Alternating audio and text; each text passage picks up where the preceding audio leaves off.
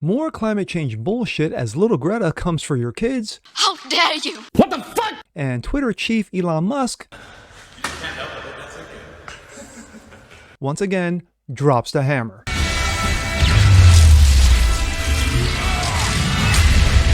I'm Giles Berganzo. This is What's Next.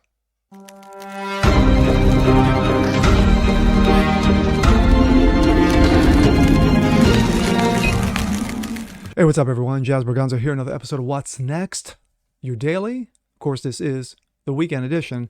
And sure, what the hell? I'll do another one.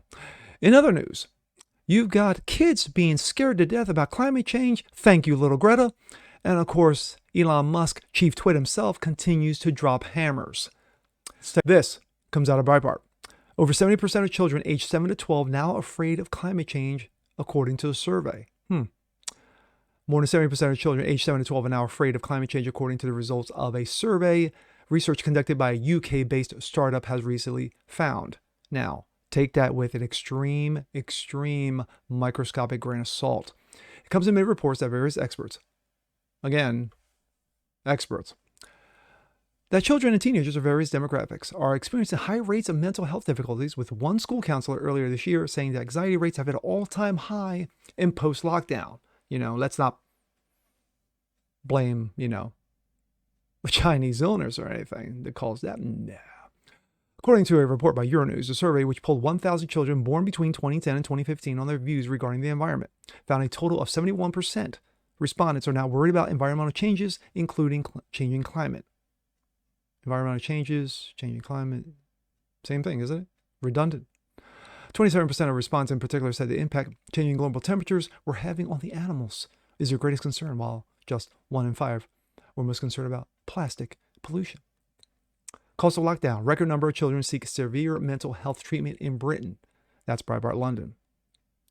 The survey is one of the latest examples of so-called eco-anxiety, extreme worry in relation to the changing climate or dangers to the environment, affecting children at a time when education systems are more focused on ongoing issues to do with emissions and potential catastrophe rise of sea levels. Yes, you know what? Reading, writing, arithmetic, fuck that. How you feeling about the weather? Wow. For those on the political left, in particular, eco-anxiety appears to be a growing variable, with the European Union even running courses for its workers in hopes of helping them to deal with the stress brought about their climate beliefs.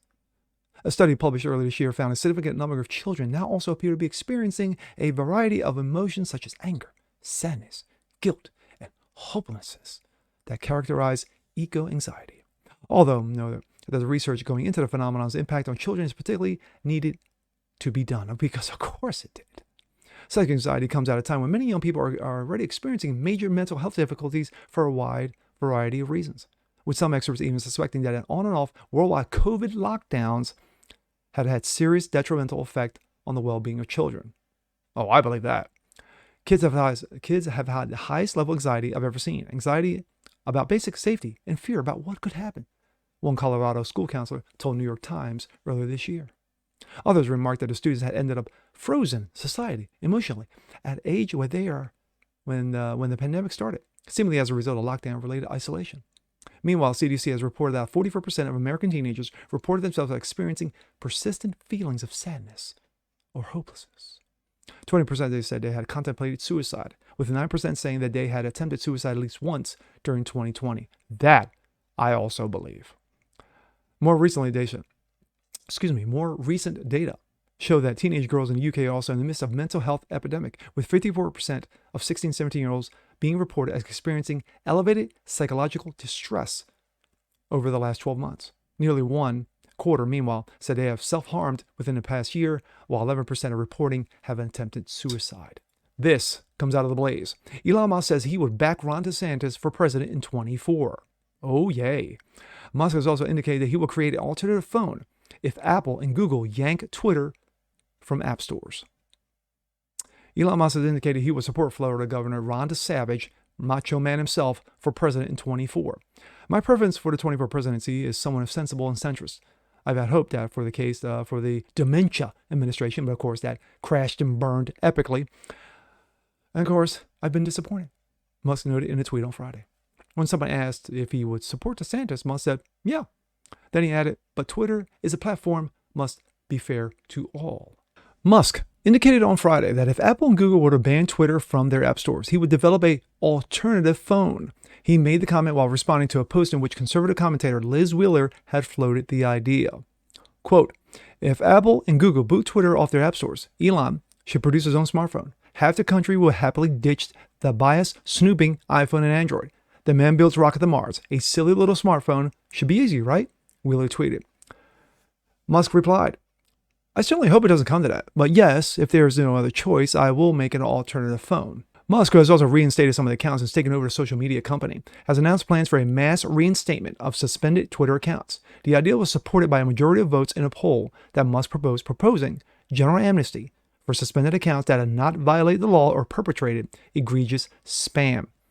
The Washington Post quoted Harvard Law Cyber Law clinical instructor Alejandro Caraballo, warning that Apple and Google should consider banning the Twitter app from their stores. Apple and Google need to seriously start exploring booting Twitter off the app, according to the piece by Post columnist Taylor Lorenz, who is, trash herself. What Musk is doing is extremely dangerous in various marginalized communities. It's like opening the gates of hell in terms of havoc it will cause. People who engage in direct targeting, harassment can come back and engage in doxing, targeting, harassment, vicious bullying, calls for violence, celebration of violence. I can't even begin to state how dangerous this will be. Coming from the woman who doxed libs of TikTok and its owner and went to her parents' house. The hypocrisy.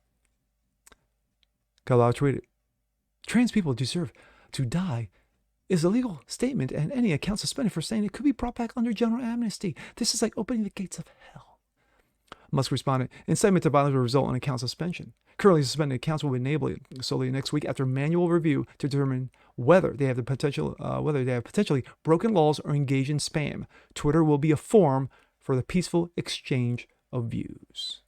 When it comes to climate change, and of course, I slammed the article. The fact of the matter is that back in 2013, of course, people with very short-term memory, you had over 31,000 climatologists, geologists, scientists, meteorologists saying you need to pump the brakes in regards to this climate change because we don't know the severity nor the degree that mankind has been involved in. 31,000 as of 2013. So in a decade later, I'm going to say that number's gone up a bit, quite a bit. But it didn't help when you had a little teenager dealing with mental issues such as little Greta running around going, how dare you? When challenged. Because, of course, we know that she has studied, where did she go again? What school did she go again to? And speaking of little Greta, recently, she is suing Sweden for their noncompliance in regards to climate change. Sweden. Of course, as we all know, this is the same Sweden who decided not to mask up its kids regarding the coof because they knew the masks were trash and they weren't going to work. So good luck with that one, Greta. Regarding Musk.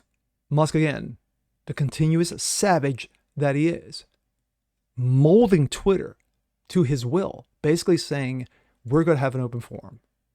We're going to have an open forum that has everybody is allowed to say their piece. And for him to say, well, if I am booted off of the app stores, Apple and, of course, Google, I will create my own phone. Why? I believe he can do it. Just as Liz Wheeler said, hell, man, you can build an electric car. Hell, you can build rockets into space. What's a little phone? And from the Twitter response I saw yesterday, in regards to how many people would drop their phones like that and get a Tesla phone, as everybody started throwing the name out there, it trended. Now, would I be one? I would seriously consider it. Because if the app stores tried to do a Parler, which of course people have forgotten that Parler got yanked off of Apple and Google Play stores, with the whole January 6th bullshit, And even though Parler's been back on since, they've truly never recovered. But this is Elon Musk we're talking about here. So I doubt very, very much that those two entities are going to do it, because they know the power that Elon wields, and they know the power that Twitter wields.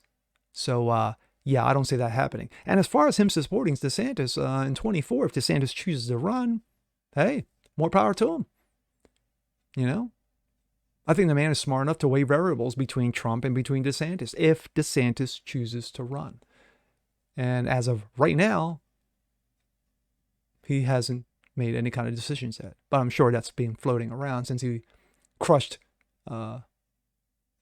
Christ, or whatever the hell his name is, in the Florida midterms. Destroyed him by over 20 points, the biggest landslide in Florida gubernatorial history. The times that we live in. And with that being said, I'm Jasper Gonzo. This is What's Next. Want to see more just like this? Please leave a comment below. Like it, share it, subscribe to it. And we'll catch you guys on the next one. Peace.